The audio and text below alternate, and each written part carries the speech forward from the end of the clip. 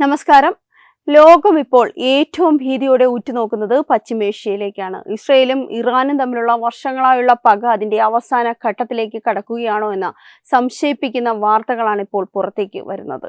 Tel അവീവിലെ അതീവ സുരക്ഷയുള്ള ഭൂഗർഭ ബങ്കറിൽ ഇരുന്നു കൊണ്ട് നെതന്യാഹു തന്റെ സൈനിക കമാൻഡർമാർക്ക് നൽകിയ 48 മണിക്കൂർ സമയപരിധി ലോകത്തെയാകെ മുൾമുനയിൽ നിർത്തിയിരിക്കുകയാണ്. അമേരിക്കൻ പ്രസിഡന്റ് ഡൊണാൾഡ് ട്രംപ് ഇറാനുമായൊരു സമാധാന കരാറിൽ ഏർപ്പെടുന്നതിന് മുൻപ് തന്നെ ഇറാന്റെ സൈനിക നട്ടെല്ല് തകർക്കുക എന്ന തന്ത്രപരമായ ലക്ഷ്യമാണ് ഇതിന് പിന്നിലുള്ളത്. ഡൂംസ്ഡേ ബ്ലിറ്റ്സ് എന്ന് വിശേഷിപ്പിക്കപ്പെടുന്ന ഈ അതിവേഗ ആക്രമണത്തിന് പിന്നിൽ വ്യക്തമായ കാരണങ്ങളുണ്ട്. ചൊവ്വാഴ്ച അമേരിക്ക അവതരിപ്പിച്ച 15 സമാധാന പദ്ധതിയോട് ഇസ്രായേലിന് കടുത്ത വിയോജിപ്പാണുള്ളത്. ഇറാന്റെ മിസൈൽ ശേഖരത്തിനും ആണവ പദ്ധതിക്കും ഈ കരാർ വഴി ചില നിയന്ത്രണങ്ങൾ വരുന്നുണ്ട് എങ്കിലും അതൊന്നും ടെഹ്റാന്റെ സൈനിക പദ്ധതിയെ പൂർണ്ണമായും ഇല്ലാതാക്കാൻ പര്യാപ്തമല്ലെന്ന് ഇസ്രായേൽ വിശ്വസിക്കുന്നു. ട്രംപ് ഏത് നിമിഷവും ഇറാനുമായി ഒരു ഒത്തുതീർപ്പിൽ എത്തിയേക്കാമെന്ന ഭീതി നെതന്യാഹുവിനെ അലട്ടുന്നുമുണ്ട്. അങ്ങനെ ഒരു കരാർ നിലവിൽ വന്നാൽ പിന്നെ ഇറാന്റെ സൈനിക കേന്ദ്രങ്ങളെ ആക്രമിക്കാൻ ഇസ്രായേലിന് പ്രയാസമായിരിക്കും. അതുകൊണ്ട് തന്നെ ആ കരാർ ഒപ്പിടുന്നതിന് മുൻപ് ഇറാന്റെ ആയുധ നിർമ്മാണ കേന്ദ്രങ്ങൾ നാമാവിശേഷമാക്കാനാണ് ഇസ്രായേലിന്റെ പുറപ്പാട്. 3 പ്രധാന ലക്ഷ്യങ്ങളാണ് ഇസ്രായേൽ ഈ നീക്കത്തിലൂടെ മുന്നോട്ട് വെക്കുന്നത്. ഒന്നാമതായി, ഇറാന്റെ പക്കലുള്ള ബാലിസ്റ്റിക് മിസൈൽ ശേഖരം പൂർണ്ണമായും ഇല്ലാതാക്കുക. രണ്ടാമതായി, ആണവ വാഹന ശേഷിയുള്ള മിസൈലുകൾ വികസിപ്പിക്കാനുള്ള ഇറാന്റെ ശ്രമങ്ങളെ തടയുക. മൂന്നാമതായി, ഇറാനിലെ നിലവിലെ ഇസ്ലാമിക ഭരണകൂടത്തെ താഴെയിറക്കാൻ അവിടുത്തെ ജനങ്ങളെ പ്രേരിപ്പിക്കുന്ന ഒരു സാഹചര്യം സൃഷ്ടിക്കുക. ഈ ലക്ഷ്യങ്ങൾ കൈവരിക്കാതെ യുദ്ധം അവസാനിപ്പിക്കാനാവില്ലെന്ന് നെതന്യാഹുവിന്റെ പാർട്ടി നേതാക്കൾ വ്യക്തമാക്കുന്നു. ഇറാന്റെ സൈനിക ശക്തിയെ എന്നേക്കുമായി തളർത്തുക എന്നതായിരുന്നു ഇസ്രായേലിന്റെ ആത്യന്തികമായ പ്ലാൻ.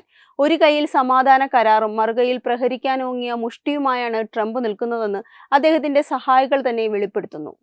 ഇത് ഇറാനെ ചർച്ചകൾക്ക് പ്രേരിപ്പിക്കാനുള്ള ഒരു സമ്മർദ്ദ തന്ത്രമാണോ അതോ വലിയൊരു അധിനിവേശത്തിന്റെ തുടക്കമാണോ എന്ന് കണ്ടറിയണം. ഹോർമുസ് കടലിടുക്കിന്റെ നിയന്ത്രണം വേണമെന്ന ഇറാന്റെ ആവശ്യം അമേരിക്ക തള്ളിക്കളഞ്ഞത് സംഘർഷം വർദ്ധിപ്പിച്ചിട്ടുണ്ട്. സൗദി അറേബ്യയും ഈ വിഷയത്തിൽ ഇസ്രായേലിന് അനുകൂലമായ നിലപാടാണ് സ്വീകരിച്ചിരിക്കുന്നത്. ഇറാന്റെ ഊർജ്ജ കേന്ദ്രങ്ങൾ സൈന്യത്തെ ഉപയോഗിച്ച് പിടിച്ചെടുക്കാൻ സൗദി കിരീടാവകാശി മുഹമ്മദ് ബിൻ സൽമാൻ ആവശ്യപ്പെട്ടതായും റിപ്പോർട്ടുകളുണ്ട്. ഇറാനാകട്ടെ ട്രംപിന്റെ ദൂതന്മാരായ ജാരദ് കുഷ്നെറെയും സ്റ്റീവ് വിറ്റ്കോഫിനെയും അവിശ്വാസത്തോടെയാണ് നോക്കുന്നത്. US വൈസ് പ്രസിഡന്റ് JD വാൻസുമായി ചർച്ച നടത്താനാണ് അവർക്ക് താല്പര്യം. എന്നാൽ നയതന്ത്ര നീക്കങ്ങൾ പരാജയപ്പെട്ടാൽ ഒരു നേരിട്ടുള്ള യുദ്ധത്തിന് തന്നെയാകും വരും ദിവസങ്ങളിൽ ലോകം സാക്ഷ്യം വഹിക്കുക.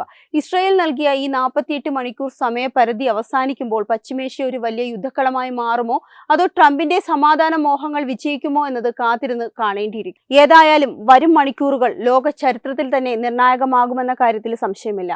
വെബ് ഡെസ്ക് തത്തുമൈ ന്യൂസ്. HIV അണുബാധ സന്തോഷപൂർണമായ ഒരു ജീവിതത്തിന് തടസ്സമല്ല. HIV അണുബാധയ്ക്ക് ഫലപ്രദമായ ചികിത്സ ഇന്ന് ലഭ്യമാണ്. ഇതിന് യഥാസമയം അണുബാധ കണ്ടെത്തുന്നതും കാലേക്കൂട്ടി ചികിത്സ നടത്തേണ്ടതും അത്യാവശ്യമാണ്. സൗജന്യമായ ചികിത്സയും മാർഗനിർദ്ദേശങ്ങളും സർക്കാർ ആശുപത്രികളിലെ ART അഥവാ ഉഷസ് കേന്ദ്രങ്ങളിൽ ലഭ്യമാണ്. ആരോഗ്യ സംരക്ഷണം ഓരോരുത്തരുടെയും ഉത്തരവാദിത്തമാണ്.